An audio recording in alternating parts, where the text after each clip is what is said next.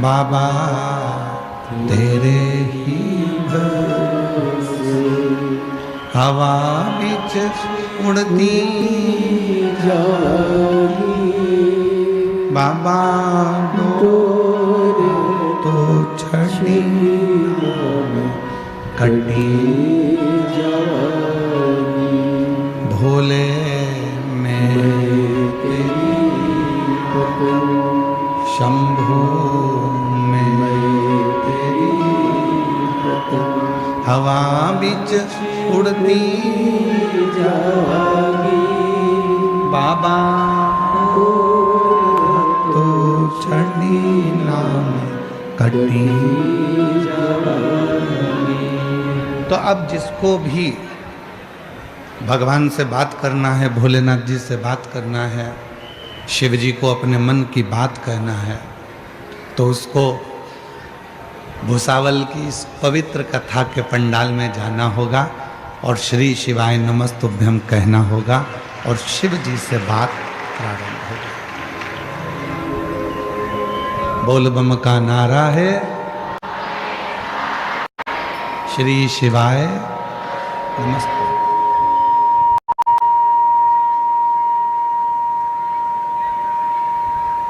अच्छा, दो चीजों का जबरदस्त यदि आनंद लेना है, दो चीजों का यदि जबरदस्त आनंद लेना है तो वो आनंद केवल बचपन में मिल सकता है।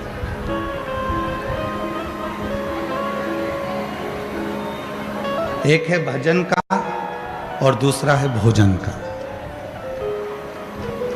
भजन का आनंद भी बचपन में मिलता है। सुंदरकांड का पाठ हो रहा है, बच्चे घर पे कहकर चले गए, मम्मी अभी आ रहा हूं। कहां जा रहा है? सुंदरकांड में।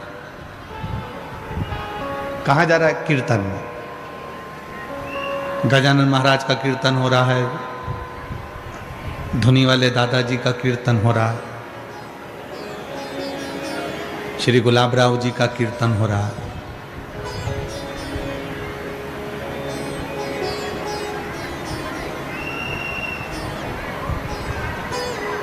कहां जा रहा है? बस अभी आ रहा हूं। दो चीजों का आनंद, जबरदस्त आनंद बचपन में मिल सकता है। एक भोजन का आनंद, दूसरा भजन का आनंद। भोजन का आनंद भी बचपन में जो होता है, कुछ भी मिल जाए खाओ, और खाया पच भी गए, फिर खाया फिर पच गए। दो चीजों का आनंद बचपन में मिलता है और वो है भजन का आनंद और भोजन का आनंद। ये बचपन में नहीं मिलता, ये बचपन में मिलता।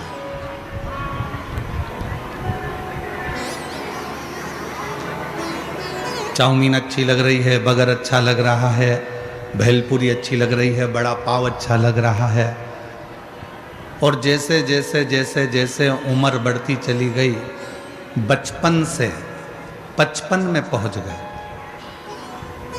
55 के हो गए, और बचपन से जैसी 55 में पहुंचे, 4 बड़ा पाव डट के खा लिया तो बीपी ऊंचा नीचा हो गया। अब बचपन में बड़ा पाव खा रहे थे तो कुछ नहीं हो रहा था, पर 55 में बड़ा पाव खाओगे तो तकलीफ तो होगी। बचपन में बड़ा पाव खाया तो कुछ पेट में भी तकलीफ नहीं हुई, पर 55 में 55 की आयु में अगर बड़ा पाव खाया तो पेट पकड़ के कथा में भी मन नहीं लगेगा, है?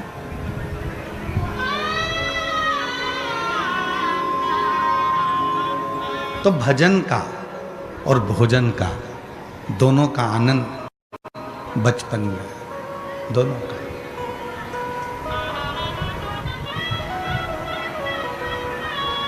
भजन का आनंद भी बचपन में और भोजन का आनंद भी बचपन में। बचपन की जब अवस्था आती है तो भोजन में भी रुचि नहीं रह पाती और भजन में जबरदस्त मजा की जगह जबरदस्ती लगना पड़ता। भगवान से कुछ मांग लूंगा, भगवान कुछ दे देगा। तो जितने भी भुसावल की मेरी जीजियां बैठी हुई हैं, भुसावल के मेरे जितने भी जीजा जी बैठे हुए हैं, जितने बेटी बैठी हैं, जितने बेटा बैठे हुए हैं, जितने बुजुर्ग माँ बाप बैठे हैं मेरे, उन सब से निवेदन है, यदि आप शिव महापुराण की कथा में पहुँचे हो, कोई तुमसे पूछे कि कथा सुनने आए हो, मना कर देना। हम तो फ़ोन का जैसे बुत होता है, पुराने समय में घर घर फ़ोन नहीं होते थे, मोबाइल नहीं होते थे, तो फ़ोन वाले की दुकान पर फ़ोन बुत पर जाकर बात करना पड़ती थी। उसी तरह कोई से मत कहना कि कथा में गए, हम तो फ़ोन बुत पर गए हैं और जाकर बाबा से अपने दिल की बात कर रहे हैं। नंबर लगाया है, उस बाबा से बात कर रहे हैं, उस परमात्मा से बात कर रहे हैं। और शंभु शरणे मांगू घड़ी घड़ी दुख काटो, दया करी निदर्शन आपो। शंभु शरणे मांगो घड़ी रे घड़ी दुख काटो, दया करी निदर्शन आपो। तो यहाँ केवल कथा सुनने के लिए हम नहीं आए, यहाँ हमारे बाबा से हम बात करने के लिए, अपने पिता से बात करने के लिए। इतनी चिलचिलाती हुई गर्मी, पार्किंग भी बहुत दूर, इधर वालों की पार्किंग का तो हमको नहीं मालूम, पर हम जिधर से आए तो उधर का देखा था, बहुत दूर। सिर पे बोरी, अभी हम देख रहे थे, ऐसा माथे पे बोरी रख के और इधर छोरा छोरी रख के, और श्री शिवाय नमस्तुभ्यम, श्री शिवाय नमस्तुभ्यम, श्री शिवाय नमस्तुभ्यम, श्री शिवाय नमस्तुभ्यम, और चले जा रहे चले जा रहे चले जा रहे बोरी लेके से।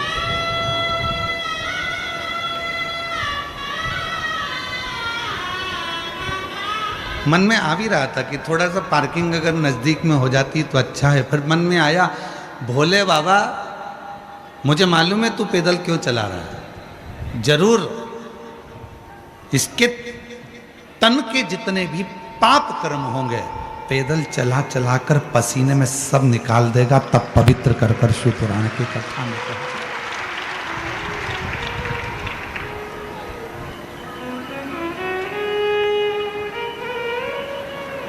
और पार्किंग पे कुछ लोग हमने देखा, जब वहाँ पर बैरिकेड पे कार्यकर्ता खड़े थे, पुलिस वाले खड़े थे, तो कुछ लोग अपनी जबरदस्ती भी कर रहे थे, हटो, पहचानते नहीं मेरे को।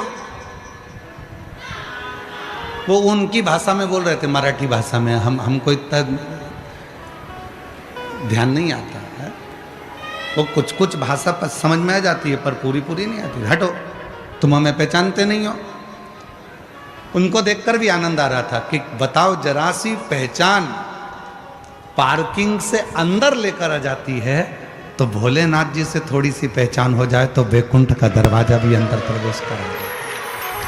थोड़ी सी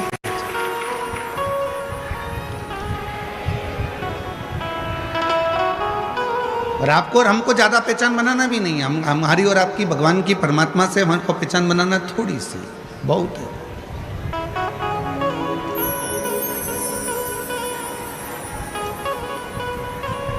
और वो थोड़ी सी पहचान जब हमें, और देखो पहचान की तो बात है, थोड़ी सी पहचान तुम्हारी हुई, थोड़ी सी जान पहचान तुम्हारी हुई तो तुम आगे आके बैठ गए। थोड़ी सी जान पहचान, और उसी तरह यदि मेरे भोले बाबा से जान पहचान हो जाती तो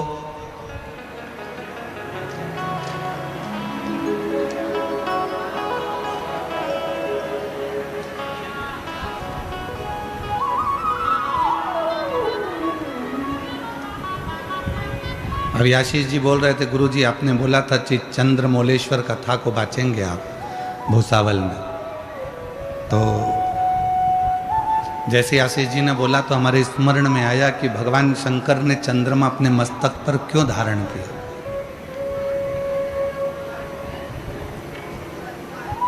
उसको तो श्राप दे दिया था दक्ष प्रजापति ने, कितना दुर्बल हो चुका था। सबसे दुबला चंद्रमा, सबसे क्षीण चंद्रमा, सबसे दुबला चंद्रमा, सबसे पतला चंद्रमा दूज का होता है। जो द्विज का चंद्रमा होता है वो एकदम पतला सा, एकदम दुबला सा होता है, एकदम दुबला। क्यों? शिव महापुराण की कथा कहती है कि चंद्रमा को रोग लग गया था।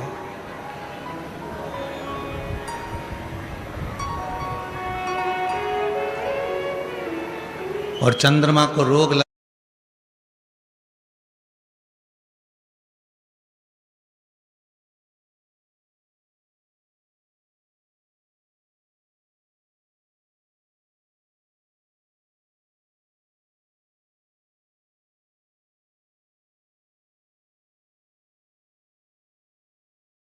लगा ऐसी बीमारी चंद्रमा को लग गई कि उसका शरीर धीरे धीरे धीरे धीरे क्षीण होने लगा। चंद्रमा के शरीर में एक रोग लग गया, शरीर पूरा धीरे धीरे धीरे धीरे क्षीण होने लगा। ये रोग नहीं लगता, दक्ष प्रजापति का श्राप भी चंद्रमा को नहीं लगता, रोग भी नहीं लगता, श्राप भी नहीं लगता। लगने का कारण केवल एक था, स्वयं चंद्रमा। दुनिया में किसी की सामर्थ्यता नहीं है कि कोई आपका बुरा कर दे।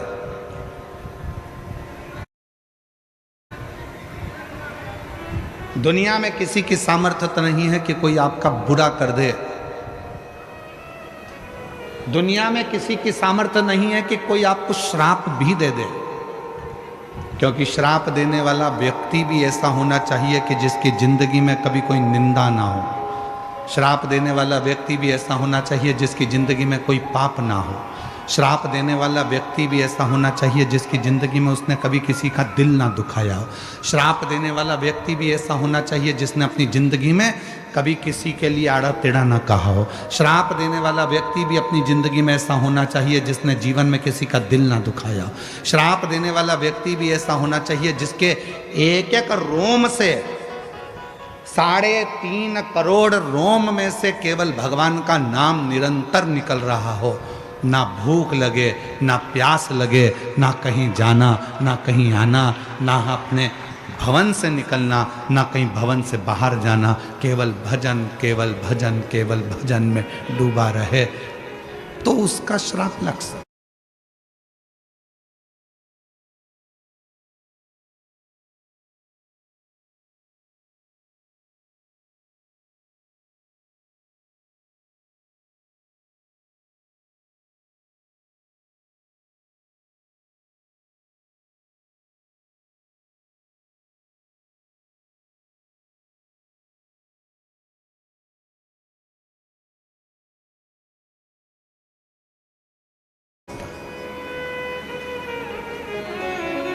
पर आज का व्यक्ति कहे मैं तुझे श्राप दे दूंगा तो कहना हो दे दे, ला कोई दिक्कत नहीं है, उसमें कोई टेंशन नहीं चाहिए।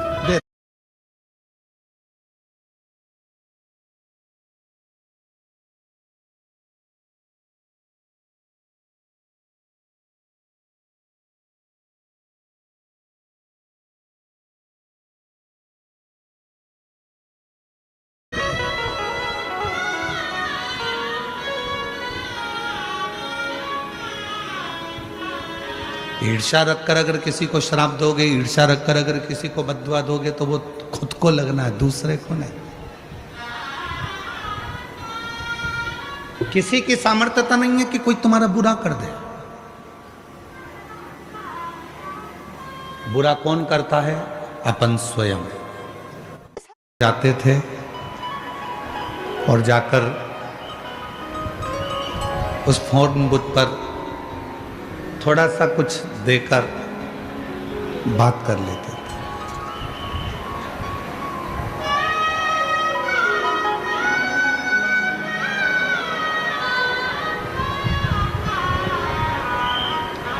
उस फोन बूथ पर जब पहुंचते और थोड़ा सा पैसा जमा कर कर फिर बात करते।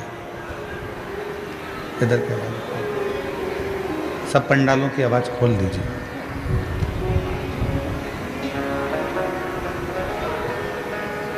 जो भी चार्ज बनता उस फोन पर बात करने का वो दे देते और बात कर लेते।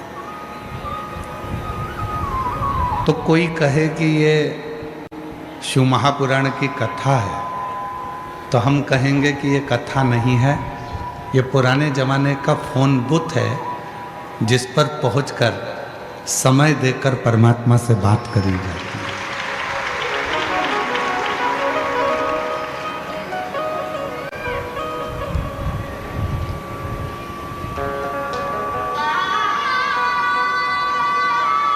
पहले जैसे फोन बूथ पर पहुंचते थे और फोन बूथ पर पहुंचने के बाद में वहां पर थोड़ा बहुत पैसा देकर बात कर लेते थे। ये वो पंडाल है जिस पंडाल में केवल कथा नहीं होती है। इस पंडाल में जब आप आते हैं, आने के बाद अपने मन को परमात्मा से लगाते हैं, श्री शिवाय नमस्तुभ्यम जब आप गुनगुनाते हैं, तब ये नंबर डायल हो जाता है और उस शिव से आपके दिल की बात होना प्रारंभ हो जाती है और बाबा उसे सुनते हैं।